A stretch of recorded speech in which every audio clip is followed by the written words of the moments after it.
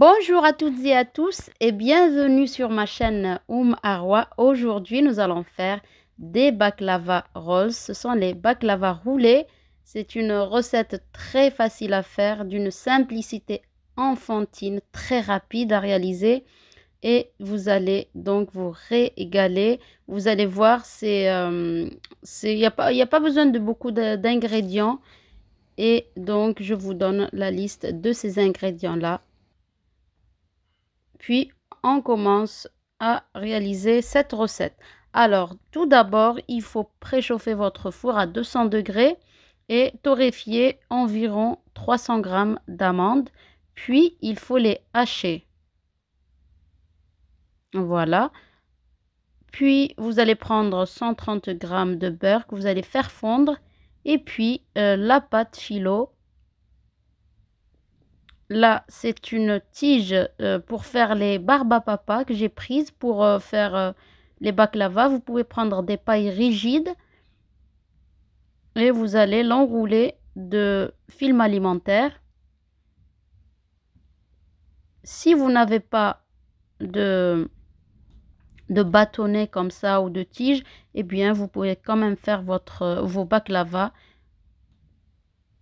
Ils auront peut-être pas cet effet froissé comme il faut, mais vous aurez de très bons baklava. Donc là, la pâte phyllo, je vais utiliser 8 feuilles pour ces quantités que je vous ai données d'amandes et de beurre. J'ai pris 8 feuilles de pâte phyllo.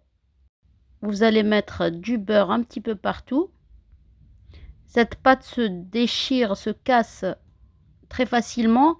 Donc, évitez de mettre votre pinceau directement dessus, très longtemps en tout cas. Donc, moi, j'ai vraiment fait des gouttelettes un peu partout. Je mets des amandes, puis j'en mets un petit peu partout. De cette manière-là, j'aurai des amandes dans toutes les couches. Et puis, j'enroule délicatement. Et je froisse. Vraiment, c'est très facile à faire. Je vais recommencer l'opération. Je ne vous ai montré qu'une seule fois pour ne pas faire une vidéo très longue. Une fois que j'ai terminé mes feuilles, mes baklava, eh bien, je vais découper, pré-découper en douceur. Vous y allez doucement. Alors ça, c'est selon la taille que vous voulez donner à vos baklava. Puis, vous allez mettre le restant de beurre par-dessus. Votre four est préchauffé à 180 degrés, chaleur tournante pour ma part.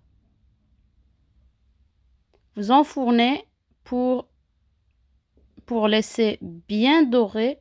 Vraiment, il faut que ce soit bien doré. Vous allez laisser cuire plus ou moins 25 minutes. Alors, pour le sirop, vous allez prendre un verre et demi d'eau, un verre de sucre semoule et une tranche de citron. Vous allez faire bouillir le tout sur feu moyen pendant une quinzaine de minutes. Et puis, vous allez sortir vos baklava du four encore brûlantes. Vous allez mettre le sirop qui est encore chaud. S'il a refroidi, vous réchauffez. Voilà, les deux doivent être chauds. Vous allez le verser un petit peu partout. De cette façon, vous aurez des baklava qui ne seront pas secs. Alors, vous allez me dire, est-ce qu'on peut mettre que le miel? Je préfère vous dire non. Vous pouvez, mais ça va être un petit peu sec. Et par-dessus, je mets quand même un petit peu de miel. Voilà, 3 bonnes cuillères à soupe, voire 4. Le miel va apporter quand même plus de goût et donner un côté plus brillant à vos baklava. Et là, pour la déco, vous allez mettre soit des pistaches, soit des amandes. Voilà, ça c'est au choix et selon le visuel que vous souhaitez donner à vos baklava. Alors, petite astuce. Si vous avez, vous souhaitez avoir différents goûts dans vos baklava, vous pouvez faire un boudin aux noix, un autre à la pistache, etc., aux amandes. Comme ça, vous aurez des goûts un petit peu différents. Donc, une fois que ça a très bien refroidi, je peux commencer à mettre dans des caissettes ou à présenter comme vous souhaitez. Alors, il est préférable de mettre vos baklava dans une boîte en verre hermétique ou en plastique. Et vous pouvez les garder quelques jours, mais pour garder le croustillant, c'est vraiment le jour même et le lendemain. Et éviter toute humidité, sinon ils perdent leur croustillant. Donc j'espère que la recette vous a plu, que vous allez l'essayer. C'est vraiment très facile, très simple.